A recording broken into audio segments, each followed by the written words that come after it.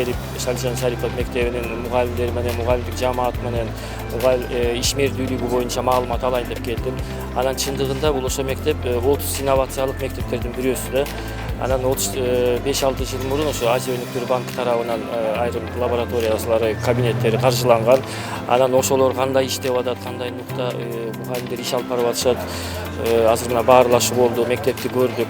Анан чындыгында ошо мамлекет берген каражаттар, мамлекет берген билимдер ошо кеңири колдонулуп мугалимдер тарабынан мына биздин министрибиз Алмаз Бейшиналиевич айтып атат, ар бир бала культураны түшүнгөн, маданиятты түшүнгөн, спортко кызыккан, билимди умтулуп алган инсан болушу керек деп.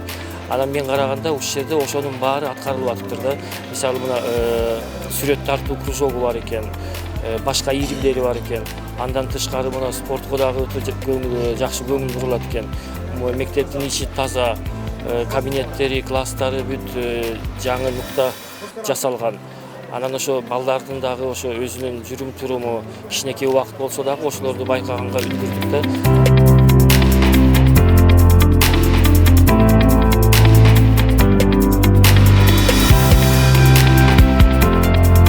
Наш фонд «Прогресс Ереван» совместно с Юзофош реализует проект «Сент-Юг», который направлен на то, чтобы создать благоприятную обстановку вокруг ребенка, чтобы он смог через самопознание правильно выбрать себе профессию, освоить навыки, которые действительно ему важны, узнать свои сильные стороны, слабые стороны. И вот этот проект получил хорошую поддержку со стороны Министерства образования и вообще со стороны всей школы тоже. И вот эта наша школа пилотная, одна из пилотных школ, показывает хорошие результаты, которые захотел посмотреть сам замминистра образования Улан Исенбекович. И вот мы сегодня ознакомились с деятельностью проекта, с деятельностью вообще в целом школы и увидели, что за счет проекта школа показывает очень хороший результат именно в развитии детей.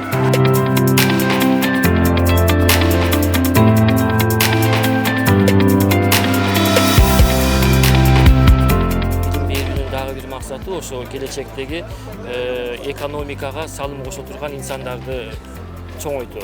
Анан как раз ошол нуктадагы бул мектептин жамааты ошонун үстүндө иштеп атышпыр да.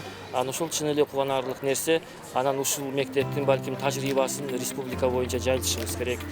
Анан окутуу мына орус, кыргыз, өзбек тилинде жүргүзүлөт экен.